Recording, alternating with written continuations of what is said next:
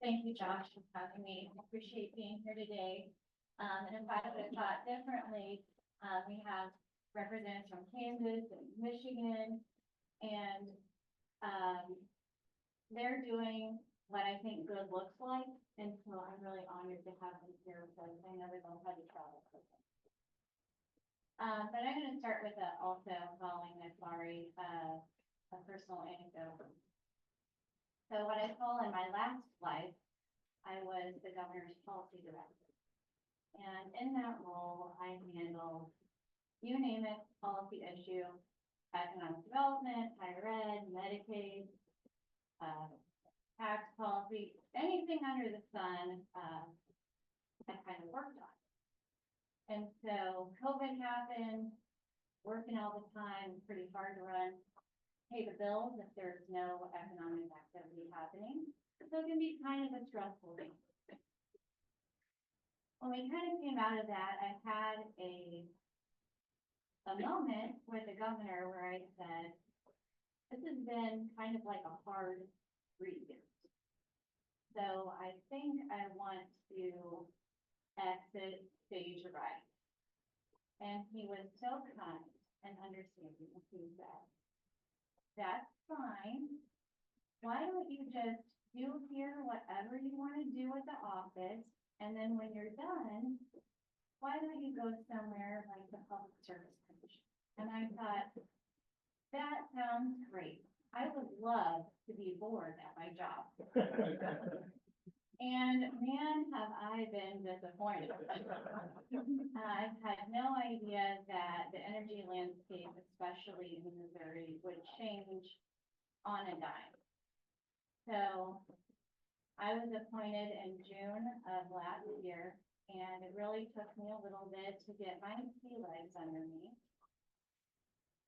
But I'd say that I had a pivotal moment in trying to better understand our position as a state, as our policy, as our ability to produce reliable, affordable power. And that was in May when I saw the results of the MISO resource auction. And it had a big old spotlight on our state. And at the same time, I had just joined the SPP Regional State Committee. So Missouri is part of 2 regional transmission organizations, SPP on the west, MISO on the east. And SPP at the time was getting ready to entertain increasing the planning reserve margin, which is kind of the amount of extra energy that any utility needs to have at any point in time. And so that moment was pivotal to me in saying, we really need to think hard about our policies and think about how we can address those moving forward. So since that time, it's really been top of mind for me, and we got to work on putting together basically the information to share with our stakeholders in the state. We started researching who's doing a good job with this. Kansas, and we looked at Michigan, and both had some really important lessons that we needed to learn from, and we need to learn from them quickly. So we took those and we presented the information at a resource adequacy summit back in August. And we let everybody else tell the story, right? We had our regional transmission organizations, we had reliability organizations, we had our utility stakeholders of all types, co-ops and munis included. And we let them tell us what works and might not be working so well. And from there, we went back, we sharpened our pencils, and we got to work on putting together what we're calling Power Mo, which is a legislative proposal, set of legislative proposals focused on ensuring resource adequacy and reliability. So I'd be happy to share more about that, but those are really framed at bringing together resource adequacy and economic development, because as Rob said, you cannot have one without the other. So I look forward to sharing more about that. Thank you so much, Josh. Fantastic, thank you, Chair. Chair Scripps, how your opening remarks for Michigan? Sure. So thank you for the opportunity to be here, and thank you, Chair Hahn, for your role in inviting me to St. Louis. It's always good to be in the Show Me State, and always enjoy my time here.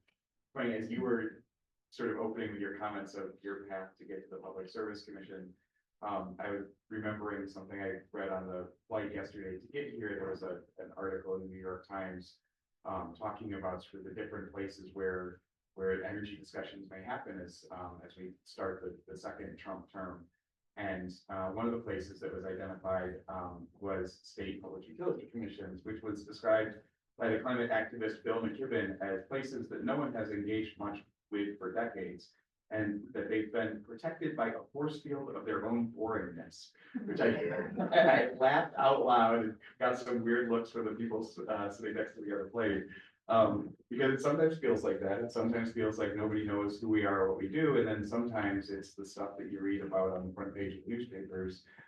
Because either in Michigan's case, we had a real wake-up call where Ford decided to build the new Blue Oval City between Tennessee and Kentucky. And one of the reasons that they gave was power prices in Michigan were too high and that we weren't competitive. And so that I think became a wake-up call. We've done a number of large economic development tariffs, and as we get into AI, I'm not going to say data centers because I've already had enough more introduced this morning, but as we get into sort of what new load looks like, making sure that we have a planning framework that can accommodate that, but also make sure that it is that we're competitive and that we're cost competitive as companies are looking across the country and indeed globally for where they want to locate, and making sure that we're in that game.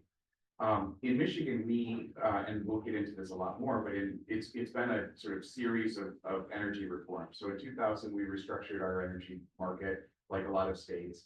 In 2008, after not seeing the results from that we hope to see, we actually restructured, if that's the right word, 90% of it. So the utilities got back the 90% of load to serve and the opportunity to serve that with their generation, 10% reserved for retail open access, for energy choice, and that was driven by a report that was done by my predecessor, Peter Lark, on a 21st century energy plan for Michigan.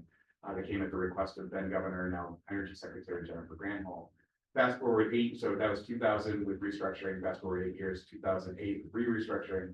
8 years later, the legislature said, okay, we have this 90% of load goes through the utility. We need a planning framework like we used to have, but updated for the realities of the 21st century. And at that time, the legislature put together a pretty comprehensive set of planning arrangements, including an integrated resource plan we'll talk about more, that goes through the commission. And Christina Haj, who's here from DTE, you'll hear from her on the next panel, was instrumental in the negotiations and development of that policy. But also because we have 10% that's still served by retail open access, how do you make sure that we're accounting for 100% of the load and not just 90%? And so a capacity demonstration process by which all the energy providers, both the incumbent utilities and those in the alternative energy suppliers in the choice market, show that they have the expected capacity to serve their customers 4 years in the future. So there's sort of a belt and suspenders approach, and then more recently we've adopted some clean energy targets to go with that.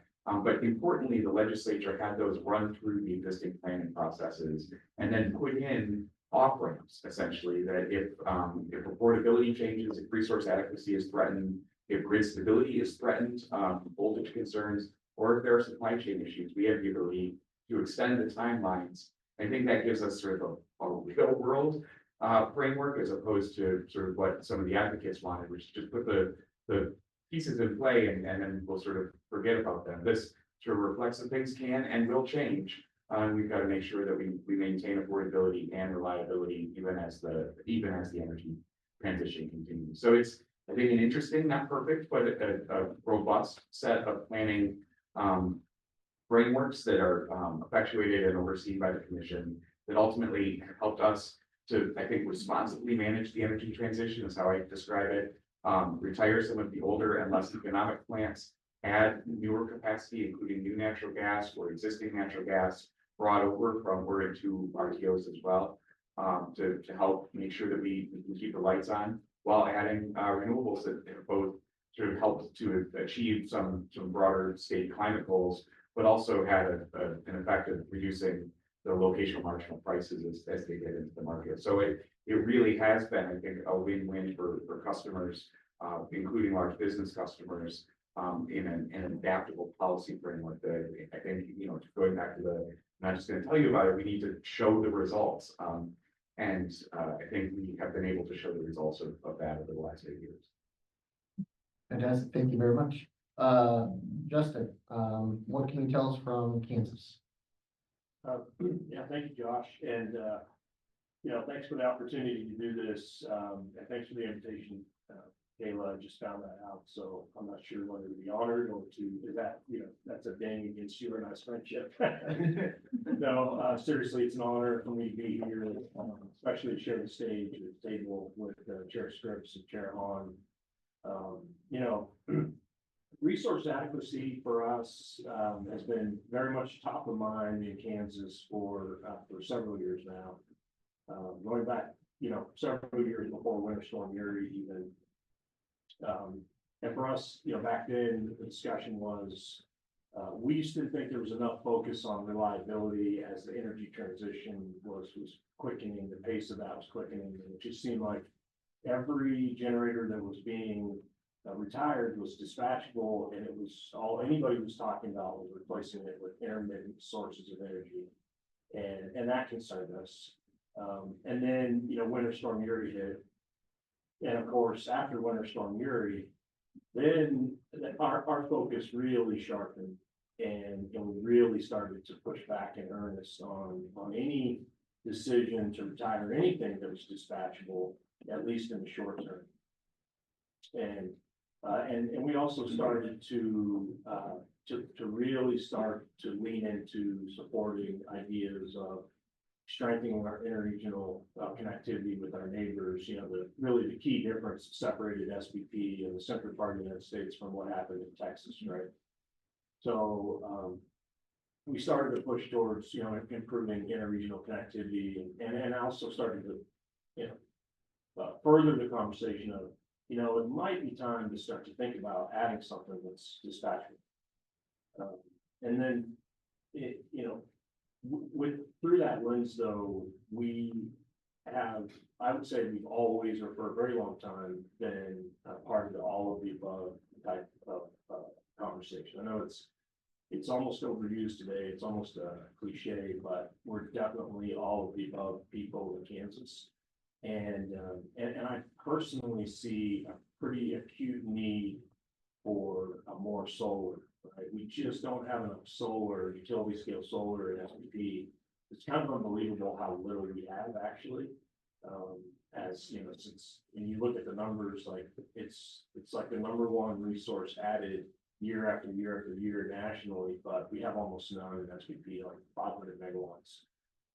We've also supported SPP's efforts, you referenced, Chair, the effort to increase the planning reserve margin at SPP. We were definitely vocal advocates of that.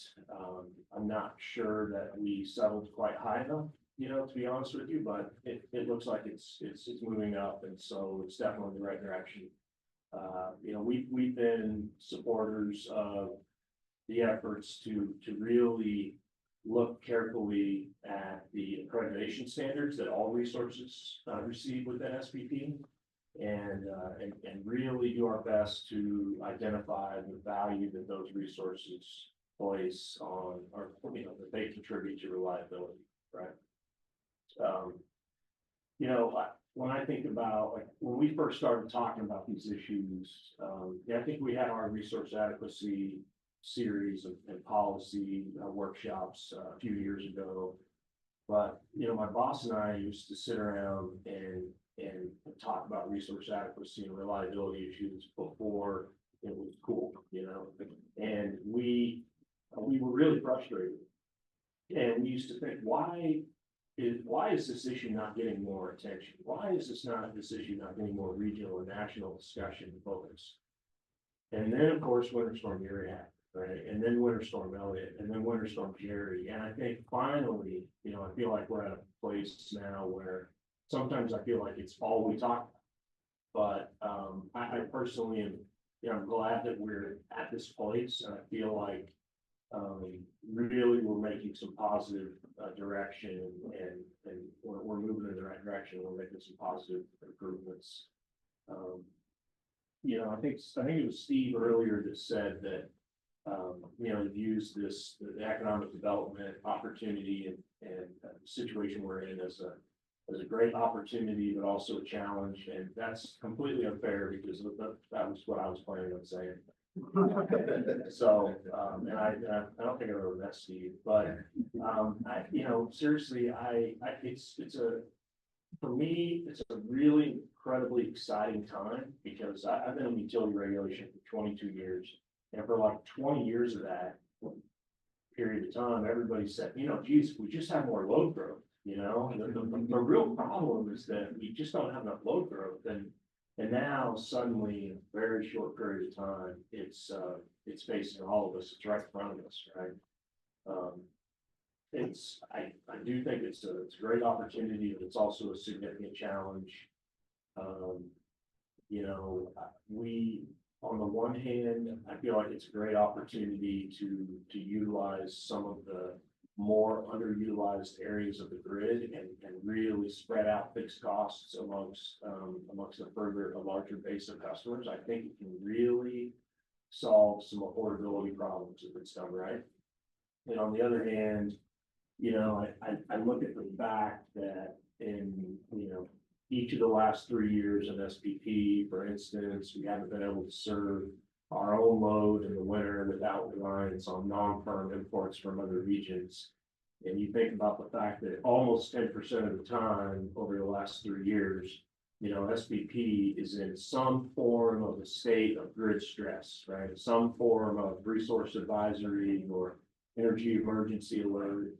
And that's all pretty concerning, right? I mean, it's when you think about adding the kind of load that we're talking about, we all know, needs to occur for economic development. I just worry that we're just exacerbating, at least in the short term, this very tenuous current relationship between supply and demand of electricity. But anyway, it's incredible opportunities and also challenges. So anyway, looking forward to discussing, being part of this panel and talking about what Kansas has done in terms of, the challenge of resource adequacy, but also the opportunity for economic development. So thanks. Thank you very much, Justin. And I would be remiss, and it's not fair because I didn't bring it up at dinner, but Justin talked about like what Kansas has done. And I want to be clear on what Missouri has done. Missouri beat Kansas in basketball. That's what Missouri did. So, now that that's out there, we clear the air. So you kind of touched on this, but it's one of the questions, so we'll go ahead and go with it. We can elaborate a little bit. Is there anything you would, Scripps, you had mentioned that the forward moving was that local impetus for you, that domino that said, okay, we have to reevaluate. So for the panel, what was there a different domino, either locally, nationally, or regionally, that made you all look at this particular issue of resource adequacy that said we actually have a problem? You kind of touched on it. Anything you can elaborate? Yeah, it's I feel like I've got a lot of dominoes. So we going back to early 2019, there was a polar vortex across this was pre-Uri, pre-Elliott, pre-Jerry, but a polar vortex across a lot of the middle part of the country. I was sitting in an airport and I got a text on my phone.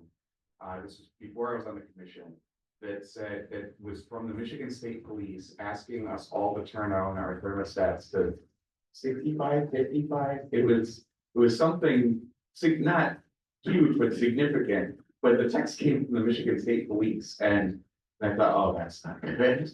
And 2 days later, I was called and asked if I wanted to join the Public Service Commission. What have I got to do? Well, what happened in that instance was that we have robust underground natural gas storage in Michigan. And one of the compressor stations operated by Consumers Energy, under stress from pulling out all of that gas at a point where we needed to use it for home heating and electrical generation, essentially blew up. And, it was big fireballs, but also cut off access to all of the gas that was underground.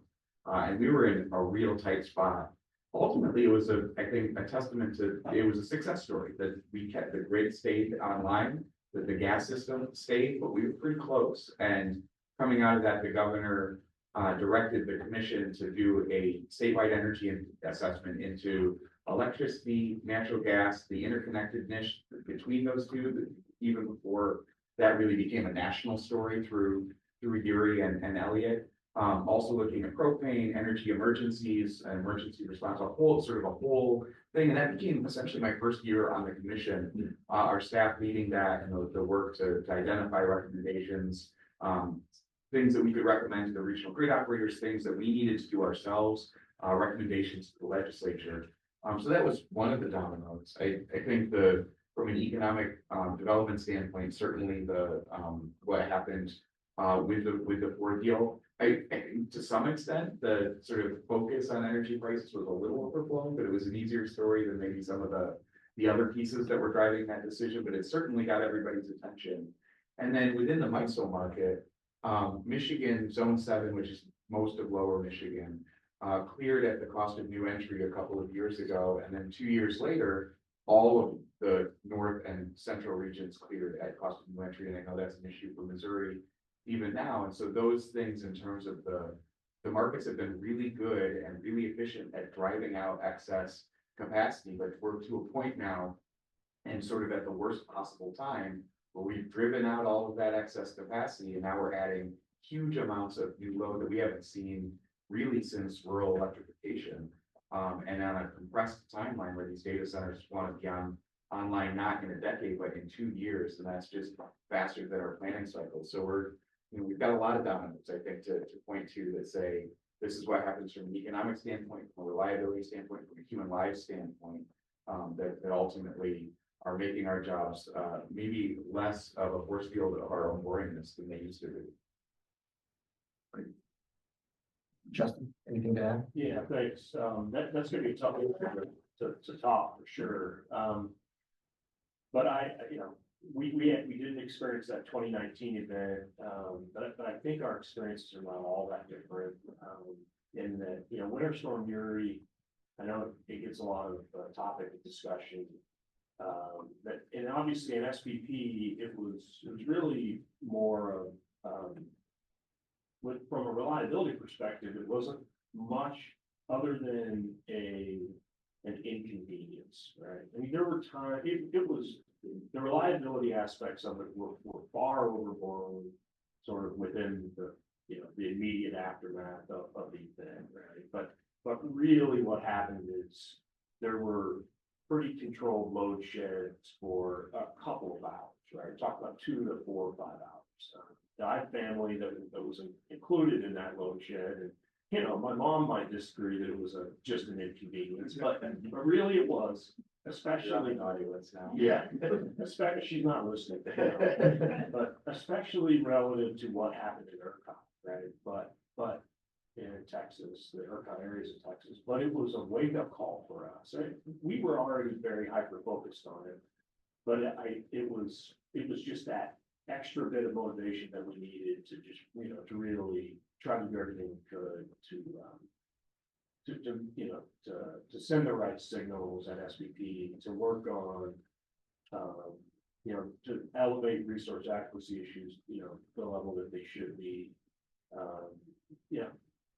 Our chair, Andrew French, would have been here today in my place, of course, but he's busy and he's traveling this week in part to go to the real team in Dallas. And if not, then he's taking a well-deserved vacation in Florida. I can't remember which of these weeks it is to see his wife's family. But so our chair, when he was president of the RSC, formed the real team. So that's realizing energy assurance leadership, and it really has, he would be embarrassed if I was talking about it this much, but what it's done is it's appropriately elevated the importance level of all of these issues, right? Performance-based accreditation, fuel assurance, planning reserve margin, longer term planning reserve margins, demand response and the importance of that role can play over the short term. So anyway, it was kind of in some ways I see it as like a rolling accumulation of concerns over the years. And then bam, Winter Storm Uri hit, and then, we've all sort of been holding our breath every year when we get around to the winter. We know we've made some improvements, but have they been enough? I'm not sure. Lo and behold, with Winter Storm Elliott, it was just a year later, and we didn't have load shed, thank God, in SPP. And honestly, the difference in that storm was the fact that we had 36,000 megawatts of wind in our system, right? So there was 17 or 20,000 megawatts of wind blowing at that time. And without it, we'd have load shed that during that storm as well. Of course, that moved on to the eastern part of the United States where they did experience load shed on Christmas Eve, right? I'm sure that was popular amongst their citizens, right? So yeah, it just seems like, these events are more and more frequent, and the severity and the seriousness of them is can't be understated. So anyway, I don't know if there was a individual domino somewhat like Dan, but it was, there's certainly been some major dominoes that have fallen in the relatively recent, past that if nothing else, if they didn't motivate us, have confirmed the importance of everybody's focus on these issues. Absolutely. So we've kind of talked about the winds of change that push us to where we are today, right? Where each of you in your respective states and commissions have taken action. So I'd like now to shift to more like what you have done to prop those dominoes probably back up to respond to the issues that brought you here. So if you can talk a little bit more in detail about what your process is that you did to respond to that, dealing with resource adequacy. And then obviously for Chair Hahn, how you feel after Chair Scripps and Mr. Grady talked, and how Missouri looks at those responses, and what you like about those, or what you're interested in bringing here for discussion. So we'll keep that same order. Chair Scripps, if you want to start. Sure, there's a lot to answer, and we are, as I mentioned earlier, two RTOs. There's been a lot of work in MISO in particular around what they call their reliability imperative. That's included everything from long-range transmission planning to resource accreditation. They're working on some key reforms as we speak. I think today the MISO board will approve the second tranche, which is north of $20 billion in new transmission, following about $10 billion just 2 years ago. So there's a lot there, and there's a lot I could talk about, including Michigan's connection with that, asking for an increase in our, what transmission needed to be built to facilitate an increase in our import capacity, so that we, as a peninsular state, I wouldn't trade our Great Lakes for anything, but it does create some electrical challenges in getting resources from out of state into the state, and issues that we've worked on to address that. All of that's super important, including gas, electric interconnectedness, but I'm going to limit my comments, I think, to really the planning framework that was put in place in 2016, because I think from a state focus on resource adequacy perspective, even as we play and participate, maybe the better word, in regional markets, that's really been the focus of how we do our work at the commission. And the framework that was put in place in 2016 really includes, as I mentioned, two things: an integrated resource planning process and a capacity demonstration process. And I'll spend a little bit of time on both. From the integrated resource planning process, it is an approved process. So I know in a number of states, I think Missouri today, plans get filed, but not necessarily sort of approved by the commission. Indiana is another example of that. In Michigan, the utility files its proposed course of action. They're fully litigated cases. And at the end of it, within 300 days, the commission has to either approve, reject, or recommend changes to the filed plan, and based on the evidence in the record in front of us. And from that, if we recommend changes, there's the opportunity for the utility to adopt one or more of our recommendations and refile. And then at that point, and that's within a certain number of days, and then at that point, we have to either approve or reject the plan as filed. And that, all of that has to happen within a year, 360 days. So it's a pretty condensed process. When filing the proposed course of action, what the utility puts on the table to start the process, it really, it's one of my two favorite parts. I'll talk about the other one in a second, but it is really designed to make sure that they are considering and optimizing between all of the different things that they could draw on. So it's looking at as was mentioned in the last time, we start with the load forecast. And then what do you have in terms of existing resources? What are you thinking about in terms of new generation resources? There's a consideration given to transmission opportunities. And that's particularly important in Michigan. As part of the 2000 reforms, the utilities divested their transmission assets. So you've got utilities that are load serving entities and have rights to 90% of load from a generation perspective, but don't operate sort of a donut with transmission in the middle that's operated by a totally separate utility. And so trying to get them to think not just of the resources they could bring, but what could be brought even by others that they aren't part of the corporate structure is important.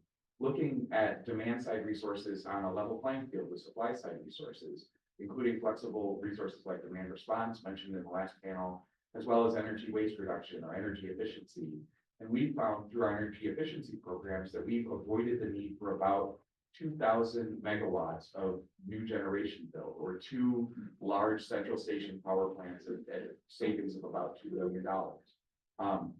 So looking at all of this within a planning framework and really trying to identify the full suite of resources that could be brought to bear, and then optimizing between those resources. And then the interveners get to poke at and recommend changes, bring their arguments forward. And at the end of it, our standard of review is not whether it is a reasonable and prudent plan. It's whether it is the most reasonable and prudent plan, which is a higher standard and requires something of us to say, did they get the optimization right? And in evaluating whether it meets that standard, the statute lays out a number of factors, including cost competitiveness, resource adequacy, compliance with state and federal environmental standards. It's a list of like 5 to 7 statutory balancing factors, and the statutory explicitly says balance between these. So it's not the least cost plan. It's not the most protective of reliability and resource adequacy. Did you, by looking at all the different resources that you could use and then balancing between those, get the most reasonable end result? And what I found in adjudicating these, the first one was pending when I joined the commission. They almost all end in settlements. And I think that is a feature, not a bug of the system, because if you're ultimately looking at what is that right, and they settle at different times, some before the proposal for decision, some after we make recommendations. And not all of them are unanimous. They've been contested settlements, but it does force people to the table and say, how do we work together on this? And then everybody's bought into the end result. And I think that's been a strength. And then just a couple seconds on the capacity demonstration process. This requires that you look out 4 years. What is your load likely to be? What are your customers' needs going to be? And then do you have adequate resources? So that it's not that we're good on the 90% of the market served by the incumbent utilities, but short, leaving all of us short, of course. But are we good across the board? And that's been a really interesting process to look at. And the reason for a 4-year look forward is if we are short, then we've got time to build something or contract for something and make sure that we're well positioned into the future. It's not a perfect process. There are times that things change, and I think it's being tested at this point because the amount of demand on the system in 4 years could be materially different, as we've been talking about this morning. But it does give us a chance to look at the whole energy landscape and then to take corrective actions if we find ourselves in a deficit. So those two things working together, I think, have helped us, again, responsibly manage the transition, even as the circumstances change from IRP planning filing to IRP. And Justin. Thank you. Yeah, so we have an IRP planning process in Kansas as well. We're somewhat of an interesting animal right now because we used to have 3 large investor-owned utilities, and now we still do, but 2 of them are owned by the same holding company. So Evergy, sir, is the vast majority of service territory with regard to investor-owned utilities. And so we required Evergy to have an integrated resource planning process as a result of their revised merger. The original one was rejected, and the revised one in 2018 was ultimately approved. We required them to have an IRP for that. And the driver for that was that in conjunction with that merger case, they wanted to retire about 2,500 megawatts of aging and inefficient generation. And so I think ultimately the commission said, okay, you can do that, but it's got to be your decision there has to be backed up and it's supported by an integrated resource planning process. So, the decision to retire that 2,500 megawatts of generation was really not a very controversial one at the time. It was viewed as, there was a few dissenting voices, but it was viewed as a win-win. We're gonna help the environment. These are relatively inefficient units. We're gonna give customers a lot of savings, and we were in that camp as well. And I think it's a great example of just how quickly the environment can change, because it wasn't that long after that decision, we were looking back on, man, it would be nice to have those units today. Even if they were just in a capacity mode and they really didn't run, but for that, critical several weeks per year. In any case, so our IRP is, I would say, very similar. It's a standard, based 10, 15, 20 year integrated resource planning evaluation with sort of all of the above evaluated demand response, energy efficiency, all the gamut of different resource types. It's not a contested case. We don't approve the results of that IRP, but we do have a predetermination process in Kansas, which I don't think exists in Missouri.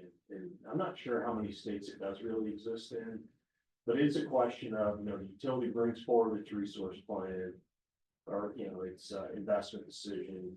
And ultimately, the evaluation of the standard is it consistent with your integrated resource plan? Is it a reasonable, prudent decision? And then there's obviously other factors that you have to evaluate.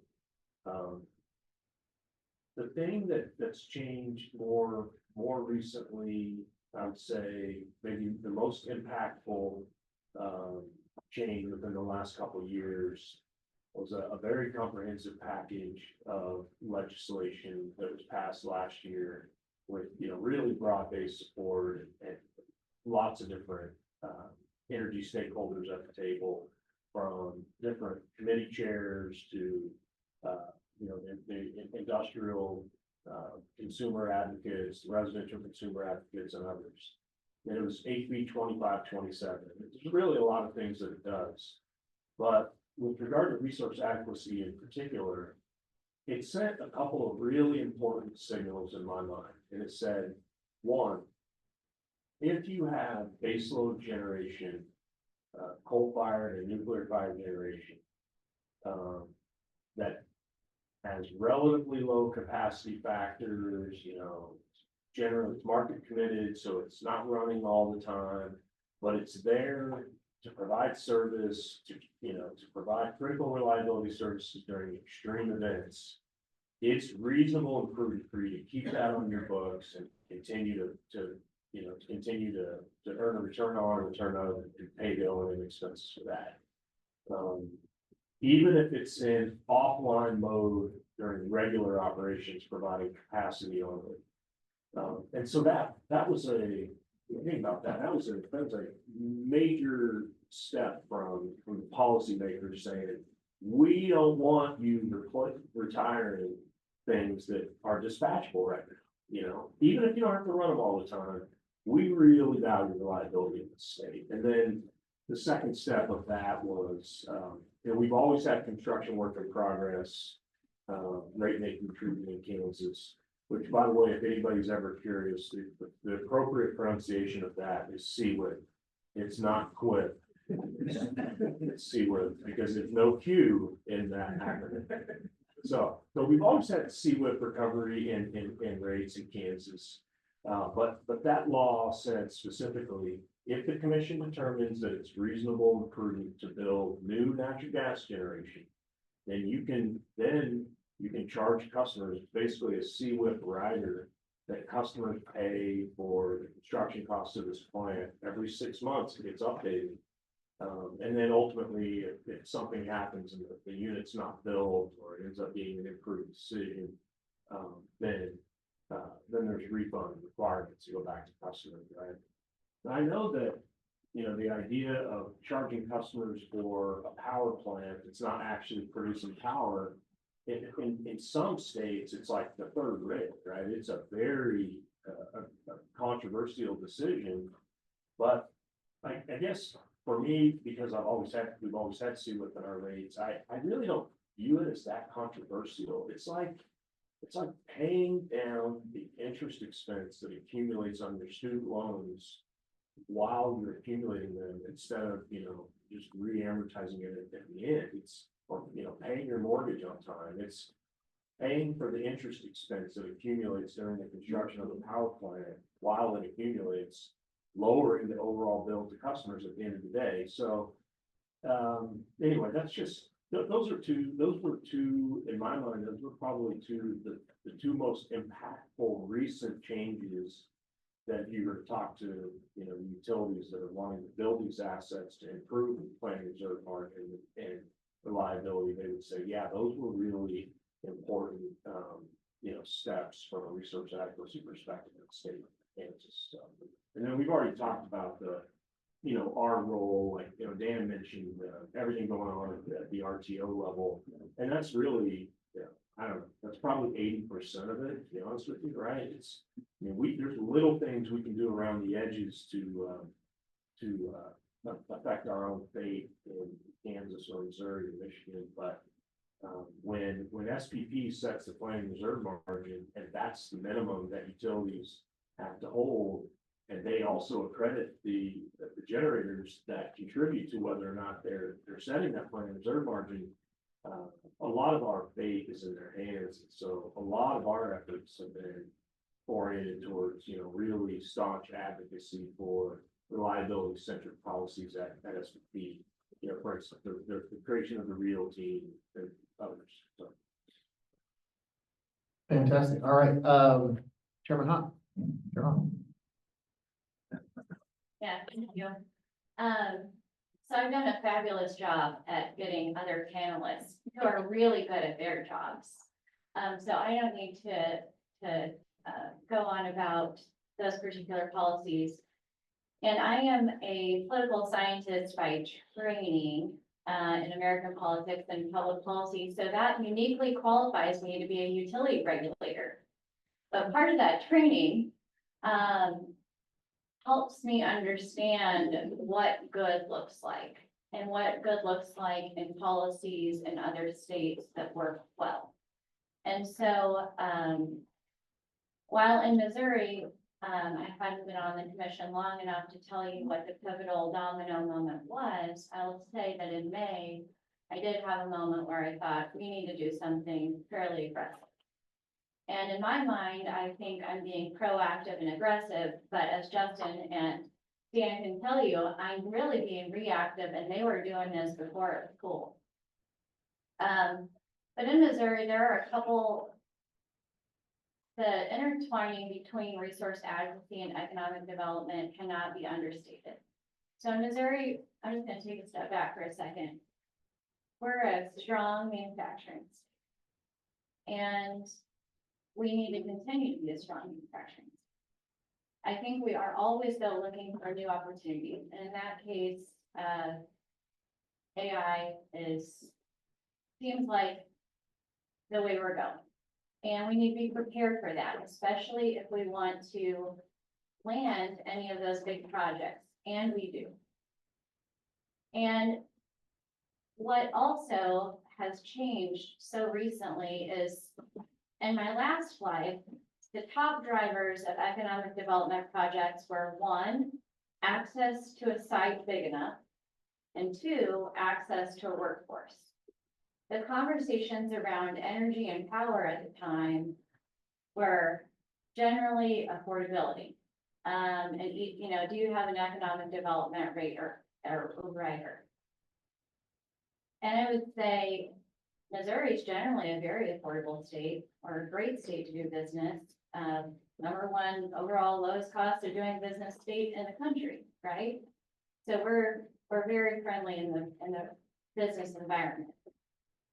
But what has changed so drastically, so quickly, is that now the ability to acquire capacity is the number one factor in Missouri in citing an economic development project. Second is citing is the ability to find the land, and third is the ability to find the workforce. So if we're going to be competitive for our state and attracting any economic development project whatsoever, we have to have the power. And in May, we found out we have traditionally been long on capacity, and we're really not. So as Justin said, we really can't afford to be retiring any existing generating units. We need to be keeping all units online, and we're going to be, as Steve Bull said, they were already going to be in a building cycle. We're going to be in a building cycle at the state. So if we're going to put our state on a different footing going forward, the policy, we really need to evaluate our policies. How do we get here, and how do we avoid being here in the future? So I think first and foremost, as Dan had referenced, we need to make sure we're doing a really good job ensuring capacity through that capacity demonstration. So we've proposed a state reliability mechanism, asking our utilities to do that capacity demonstration. Secondly, we need to change our resource planning process. Our current process, as Dan had highlighted, you know, it's kind of a static process. Plans filed, it may or may not, probably will change the day it's filed, moving forward, but there's no real teeth in. We want to make sure it's meaningful and that all stakeholders have a say to create that buy-in on how our state is moving forward as far as building additional units. So I think that will be a real bonus if our change is adopted. And third, like Kansas, if we are going to compete for these economic development projects, we need to make sure we have appropriate dispatchable generation. And in Missouri, we're unique. We call it QUIP. We prohibited it. I mean, it's all, yeah. I mean, we really need to evaluate those past practices because they're not putting us on a good path moving forward. The current practices cost our ratepayers more to build the same type of generation.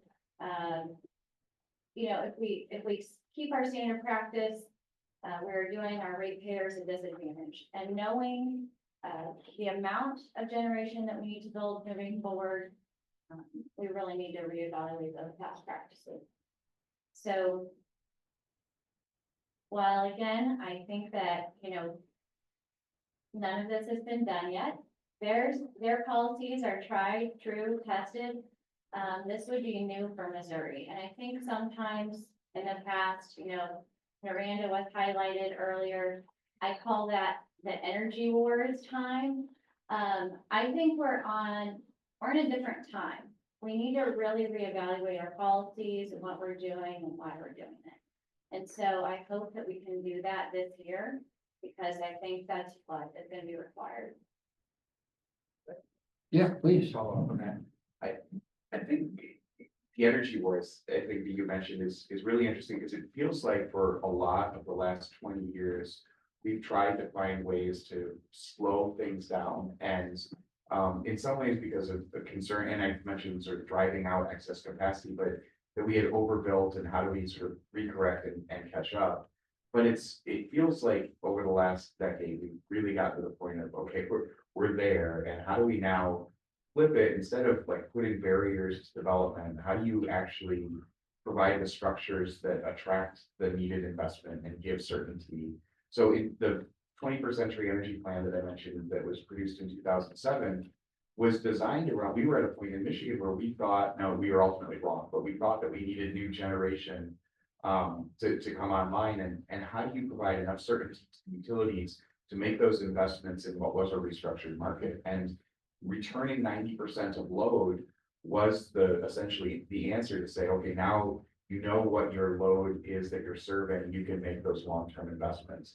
In 2016, it was the same driver that was, what do you need in terms of the certainty? And the IRP planning process that came out of that, I think was really important because it allowed for, and I mentioned that a lot of these are settled, but it allowed for essentially a consensus approach, or at least a robustly contested approach, where we identify what is the right amount of new generation, what's the right strategy, and how do you optimize between those resources.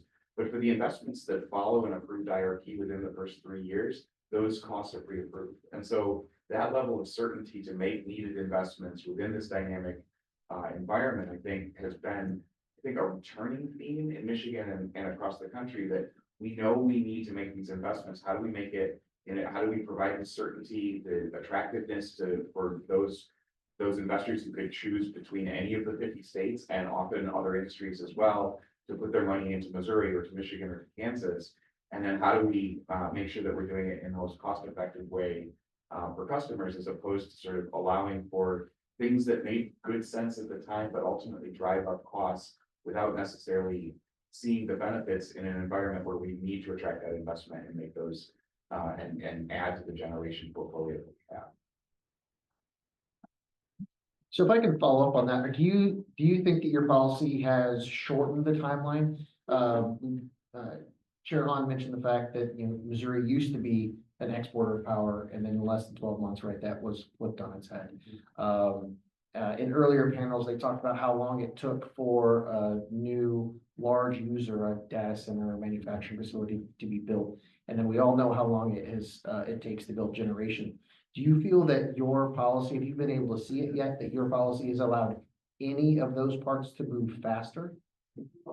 So we built a gas plant came online a couple of years ago. It was approved in 2018. That was just as the IRP statute was coming into fruition. But it was the first major plant that had been built in Michigan in about 40 years.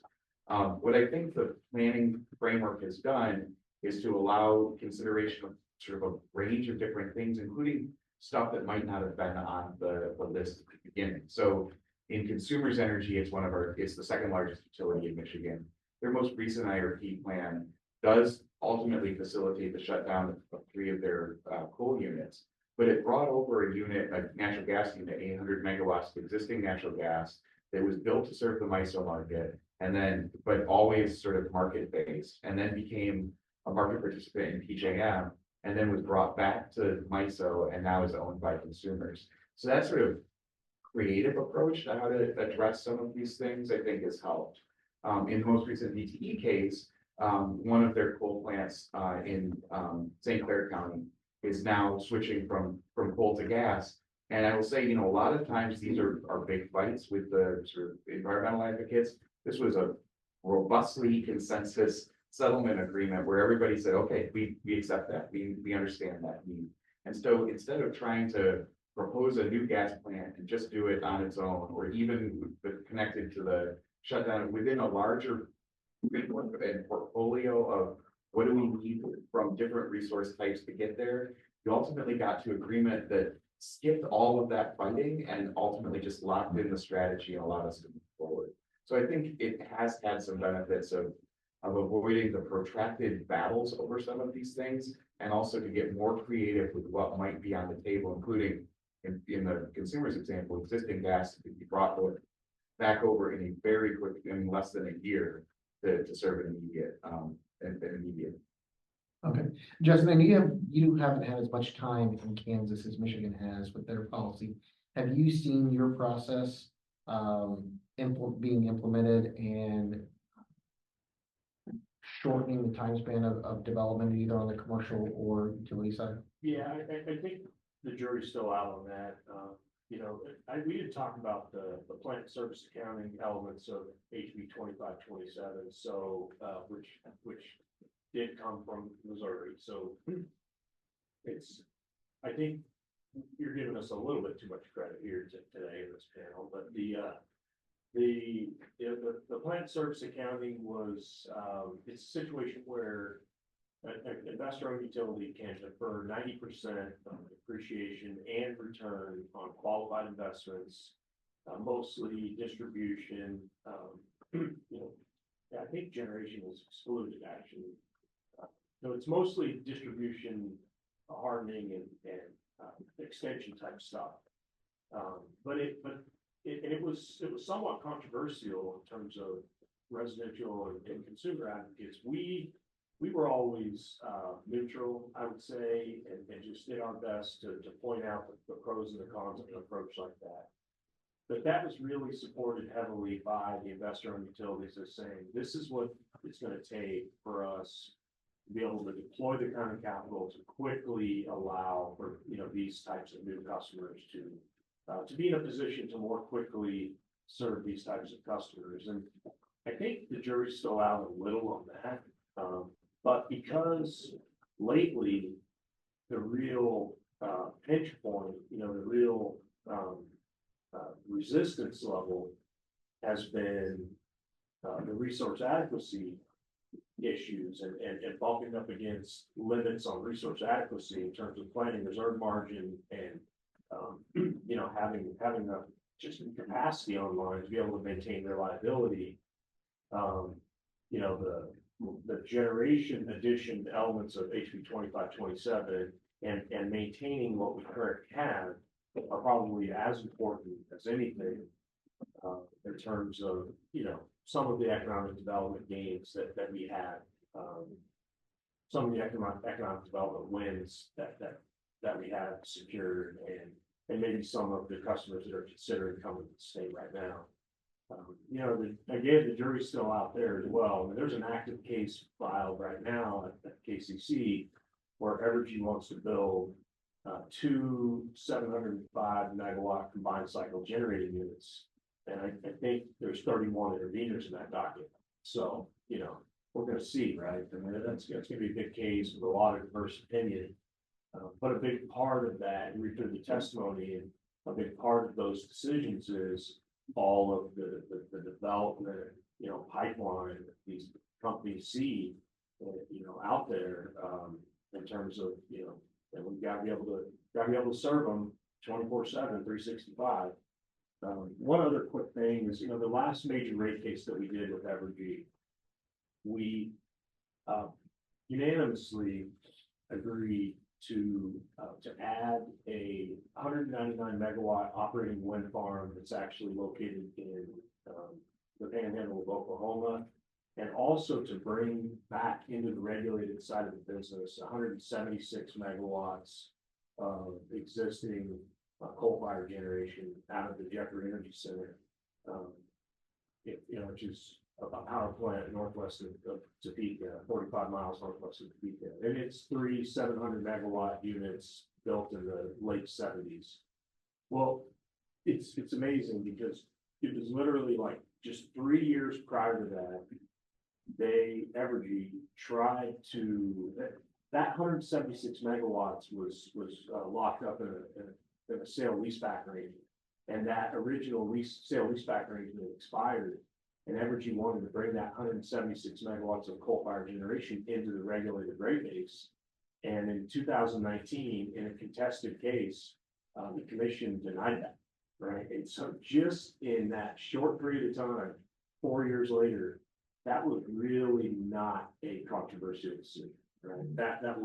It was unanimously approved.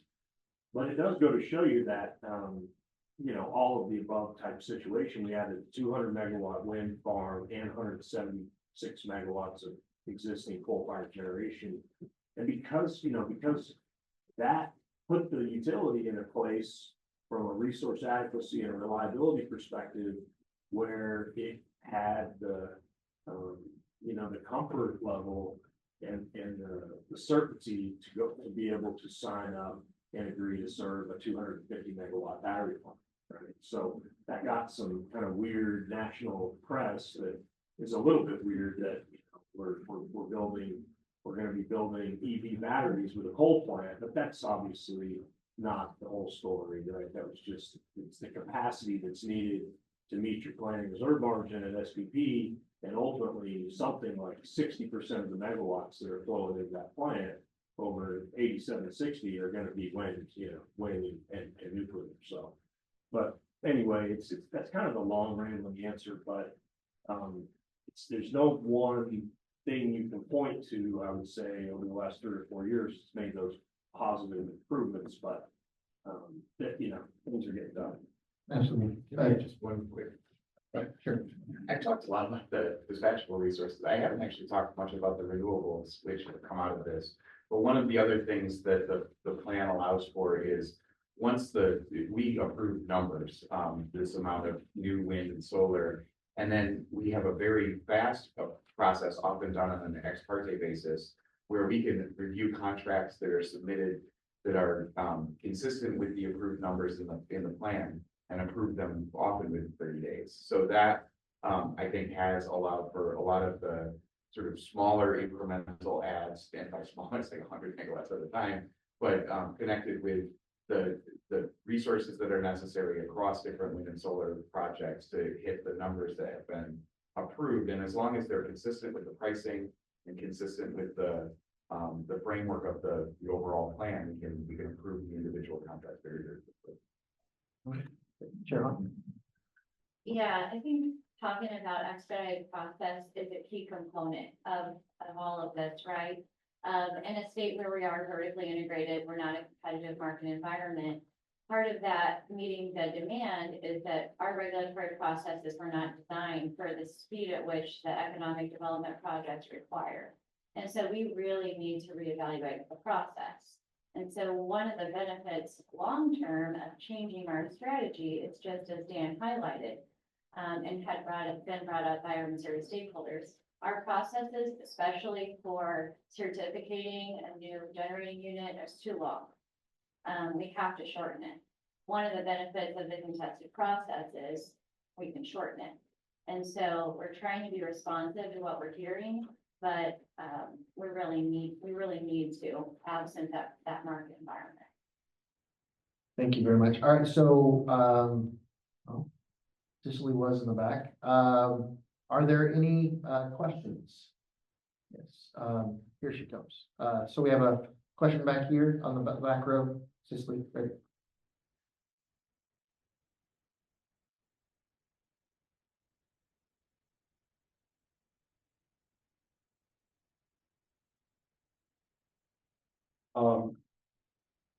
As I sit here, not being well educated in, the processes that are necessary, there occurs to me a couple of things that I'd like to get some feedback on, and that is, I guess probably 5-6 years ago, gentleman Steve Kidwell put together a presentation that suggested that part of the future of utilities would be that they would be managing DERs for other private sector entities. And to me, that's something where we start chopping things down into project sizes that are not terribly large and that are probably more easily fast-tracked, and it could even become an economic development opportunity to where you encourage the AIs to come in and actually build and own their own facility, but that it's dispatchable on the grid by the utility company. It's come up over studies that we've done in trying to do community energy systems. How do we deal with getting ourselves registered as providers and those sorts of things, and maybe the limits on what the capacity are, particularly here in Missouri. I think it's what 100 kW is the peak. You could expand that a little bit, and then other things that are disincentives, say on the renewable energy side, say with solar,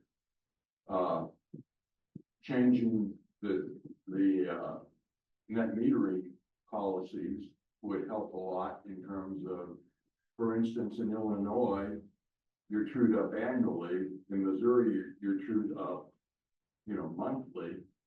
And that cripples solar in Missouri to being only 60% of what it has got the same economic cost effectiveness in Illinois.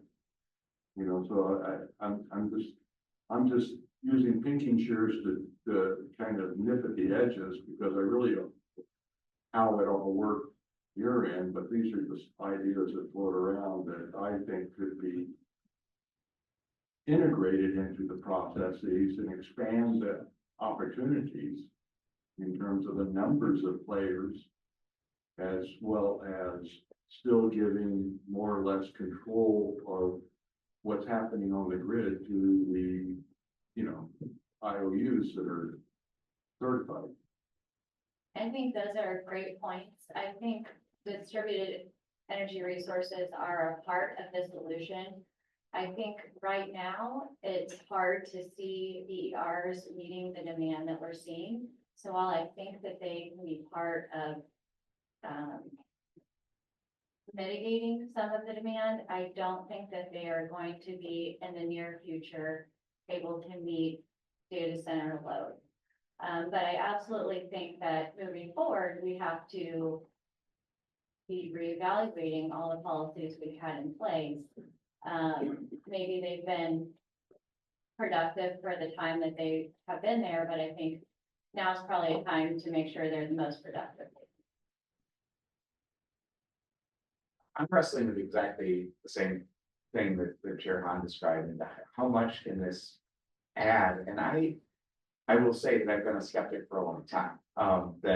But there have been a couple of recent pieces that have gotten me to think that this might actually be larger. So last year, the U.S. Department of Energy's Loan Programs Office issued its virtual power plant liftoff report. And in that, and it's been subject to some, whether these numbers are real, but they said they saw the potential for 80 to 160 gigawatts of potential from virtual power plants, aggregated distributed energy resources by 2030.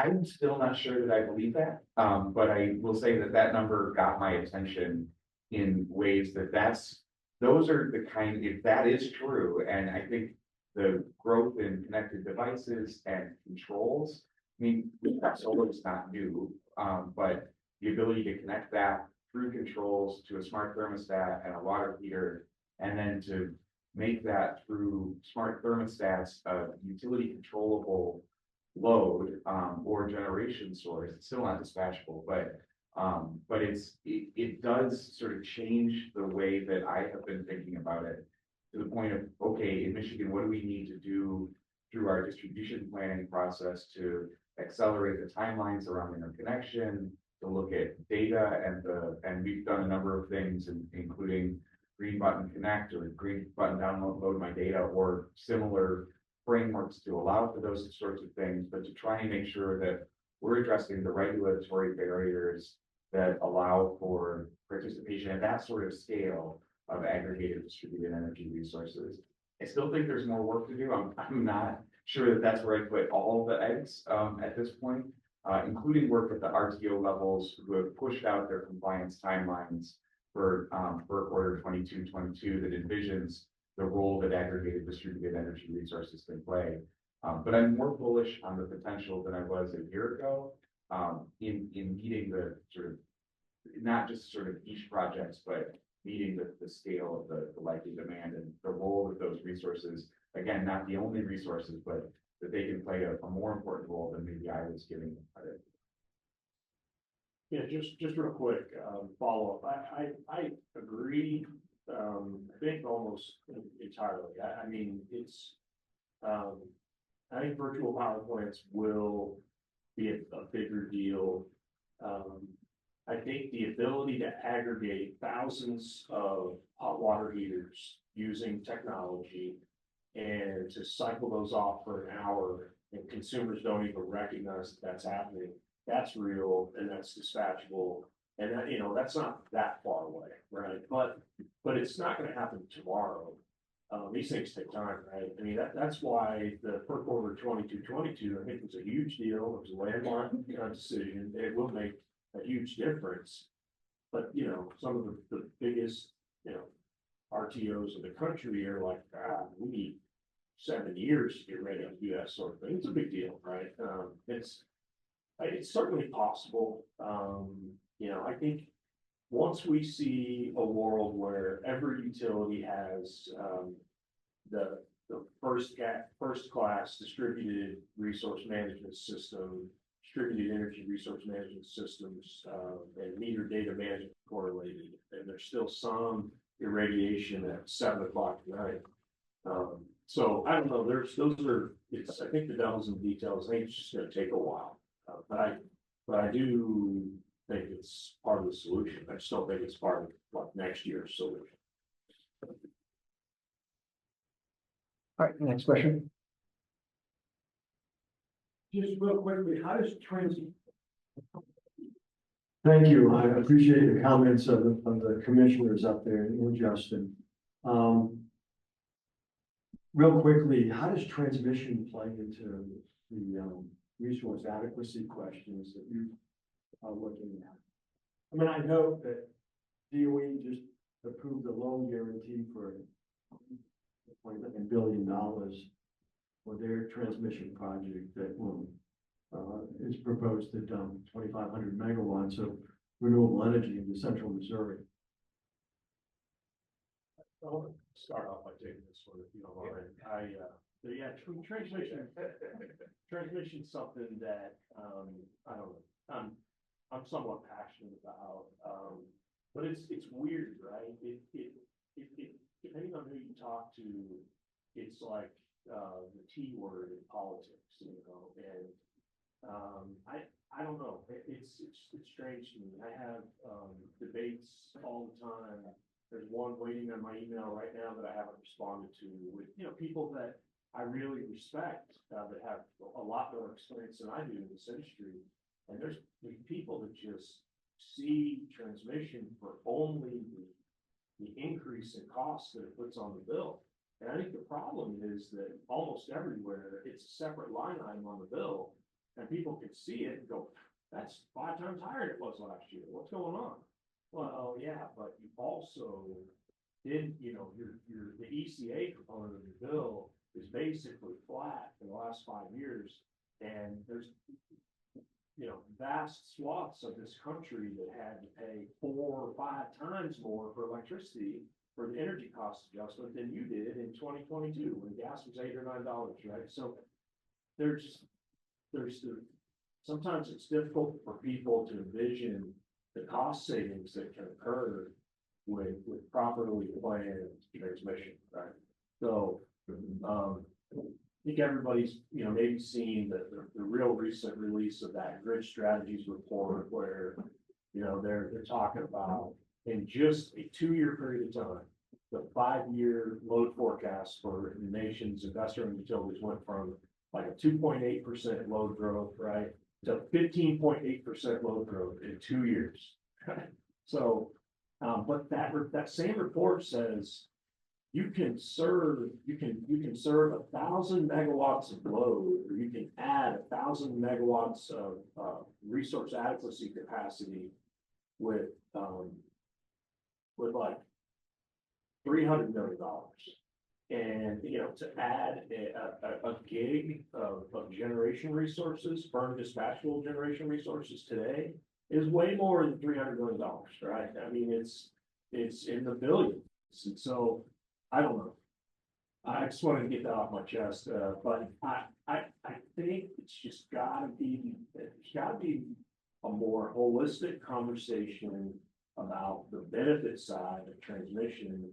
And I think the RTOs are starting to do that, right? The RTOs are starting to look at how improving interregional connectivity, for instance, can lower your required plan reserve margin, right? Now that is good energy policy, right? That's the right direction. I don't like the idea that we're going to plan to use non-firm energy and just hope it's there, but actual, you know, loss of load expectation studies, LOLE studies that are coordinated with, well, what if we improve our interregional connectivity with our neighbors? how much can we both lower our planning reserve margin? That's a big deal, right? It's still, and it still takes 4 or 5 years to build transmission in a good circumstance, right? In a good situation where you don't have to fight for 3 years in the courts in order to be able to build a line across somebody's property. All right, oh,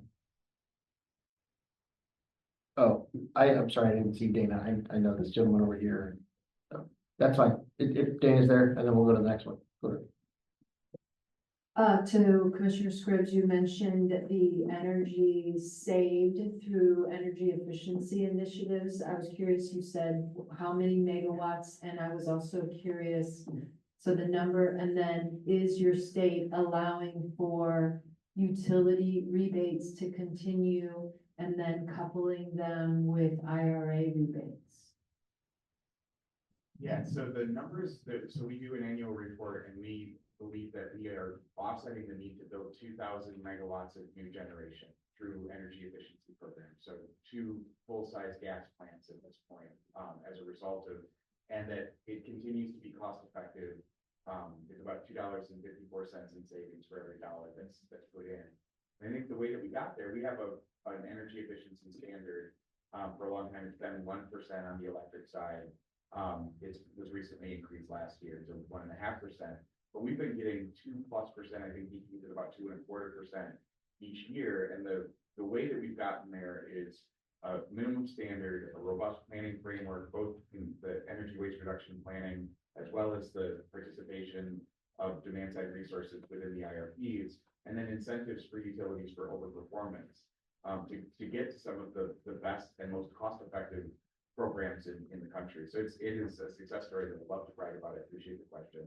And then we've been partnering. We have a person on our staff that is fully dedicated to leveraging federal funding, partnering with utilities, including allowing for deferred accounting, where they're going after federal funding opportunities and have been fairly successful. And then good relationships with our Office of Climate and Energy that's not in the commission, it's in our Department of Environment, Great Lakes and Energy, as they are doing more on the sort of customer-sided participation in some of the incentives that are.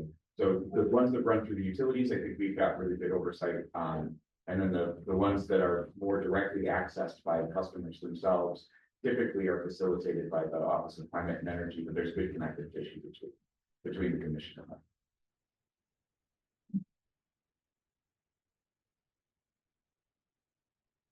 Gentlemen, do you still have a question?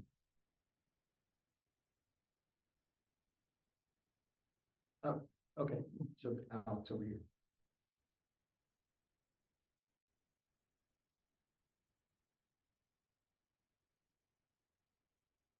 Again, great panel. Appreciate everybody's comments. Maybe a question and one that's more of a comment, but I'd love to hear responses to if you have them. All of you touched on how your states and both, I think we've heard it from both SPP and MISO over the last few years, the need to build more dispatchable resources, particularly natural gas, seems to be the way everybody's leading. Chair Scripps, you mentioned the polar vortex, and Mr. Grady, you mentioned Winter Storm Uri and Elliott. I know those storms had impacts in Missouri, both on the electric and the natural gas utilities and their customers. I'm wondering what, if any, efforts in your states are currently happening around joint electric and gas planning, because as we build more natural gas generation, we're going to be, there's going to be more interconnectivity and vulnerability on both utilities. If there is what do you think could be done over the next few years to better align the planning processes of both of those utilities? And then the comment, I had a 2-hour commute here today, and I was listening to an interview of the retiring COO of MISO, Claire Muller, and his comments about, the future of MISO and just the national generation picture. Mirrored a lot what he said at NARIC back in November about that he doesn't see the resource adequacy needs for the economic development opportunities of today necessarily being inconsistent with the climate, carbon, natural greenhouse gas goals of many governments and corporate entities. That the natural gas that we need to build today to meet that economic development need can be the insurance policy in the future as the grid in MISO and across the country becomes more renewable. So look, if you have any comments on those remarks, I'd appreciate it. Thanks.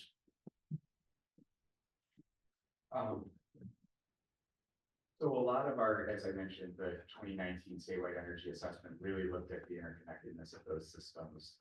We've taken some initial steps on making sure that there's really robust communication between the natural gas and electric providers. There's been an ongoing work group around curtailment procedures, for example, just understanding the communications that would go into that.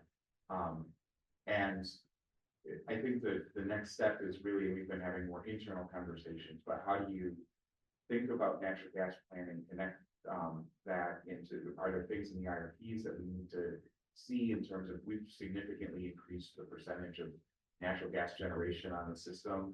Our winter energy appraisal last year showed, I think, something like a 46% annual increase in natural gas consumption because it's no longer heating in Michigan. It's now a really significant percentage of our electric generation as well. And how do we think about that in terms of making sure that those considerations are part of the utility IRPs, just on the electric side, even if you don't ultimately get into gas planning.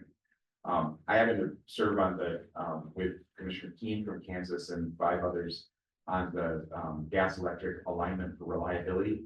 Everything's got a fun name. So the GEAR initiative at NARUC, along with a number of industry representatives. And one of the things that has come out of that is a natural gas readiness forum to really try and provide some increased situational awareness going into the winter months and then in advance of particular storms and storms that fall over long weekends, which is where we've really seen the challenges, whether it's holidays or Martin Luther King weekend or the like, where it's, the systems that aren't operating the way that they do Monday through Friday and additional later on storm events is where we've gotten into trouble. But that natural gas readiness forum is having its first meeting next week in Atlanta and really trying to get that awareness and the ability to understand what's going into the planning for the system and how it impacts the electric system as well going into these months. And then the last piece on Claire, I mean, one of the joys of this job is to work with people way smarter than you are. And Claire has been one of those people for me over the last several years. And I think he's right. I mean, I think Justin's point about what Kansas is doing around how do you keep dispatchable generation on the books when typically we evaluate the cost effectiveness on a per kilowatt hour basis. And if it's largely a capacity resource that operates for very few hours a year, but the most essential hours to keep the lights on and the heat flowing, how do you appropriately value that? And I think that's a question that states are wrestling with.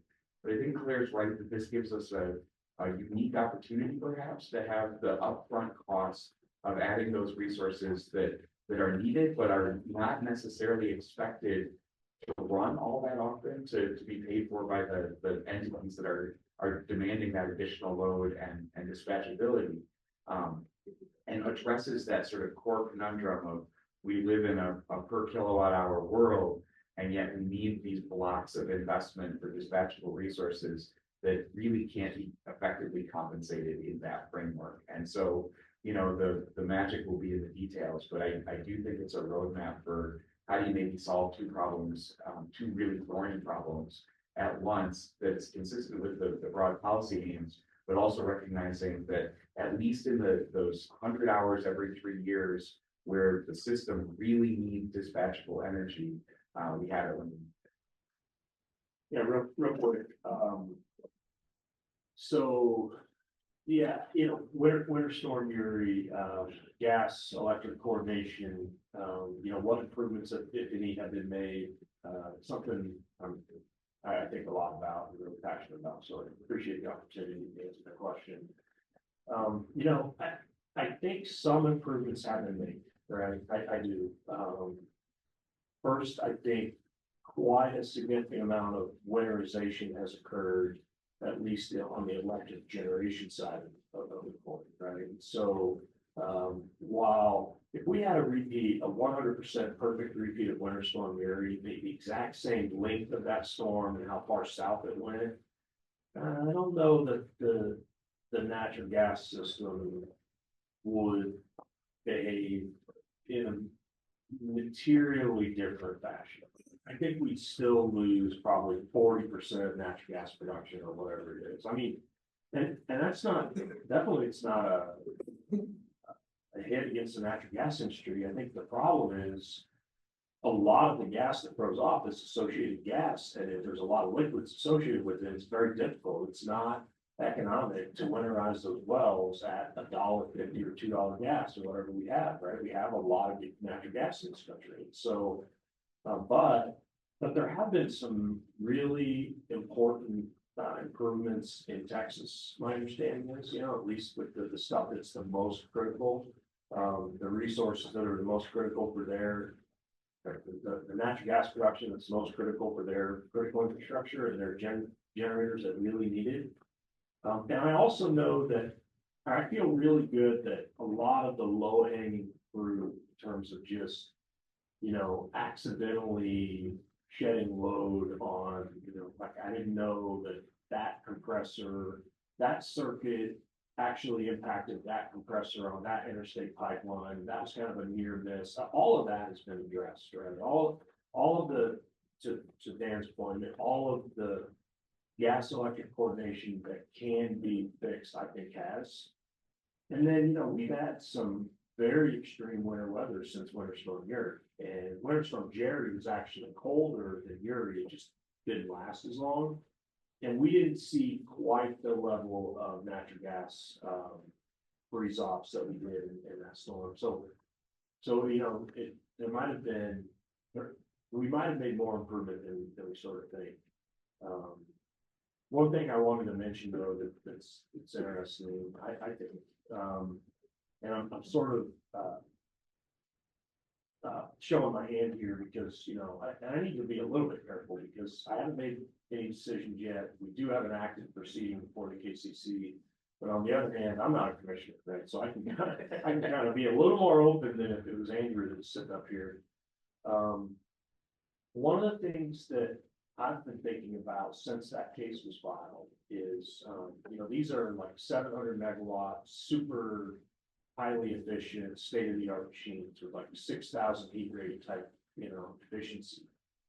And I don't think I've ever heard anybody talk about, the potential improvement in winter reliability that a super efficient machine like that can cause, right? Or can contribute to, because if it's going to displace something with a combined heat rate that's 15,000, right? Well, then you're burning half as much very scarce natural gas in order to produce that same amount of megawatt hours. And so that's something that I think is going to be definitely part of the conversation in this proceeding, especially since I just said it to everybody. But it's something that I've been thinking about because it's a conundrum, right? And there's 31 interveners in that case. I know it's going to be a big part of the controversy of, why is, this thing is dispatchable, but during Winter Storm Uri, right, half of the units that tripped were natural gas. Why are you saying this is going to contribute to winter reliability? And I think that might be a part of the equation, right? Well, we only need half as much gas because this unit is twice as efficient. So anyway, that's just a few things, I guess, that are off the top of my head. Chair Hahn, do you have a response? No. Okay. So parting thoughts as we go, dealer's choice of either parting thoughts or telling the audience how you feel in 5 to 10 years, these policies will be viewed positively or as a mistake.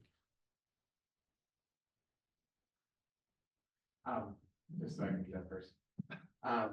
When we started having conversations about data centers in Michigan, one of the utilities said, you know, there's a whole lot of examples of how to do this wrong, and we're committed to trying to figure out how to do it right. And I think the planning framework's really important to making sure that we get it right, and then also looking at how do you do this in a way that takes the benefit. I mean, the success story of electricity over the last 100 years has been that as you added load, everybody like out of the economic development opportunities and the opportunities around spreading the cost of the system over more kilowatt hours sold for the benefit of the data centers, but also every other customer system. So ways to do it wrong, hopefully a better path that's emerging in front of us of better balancing those factors and taking advantage of the good while shielding or at least mitigating the risks of some of the downsides.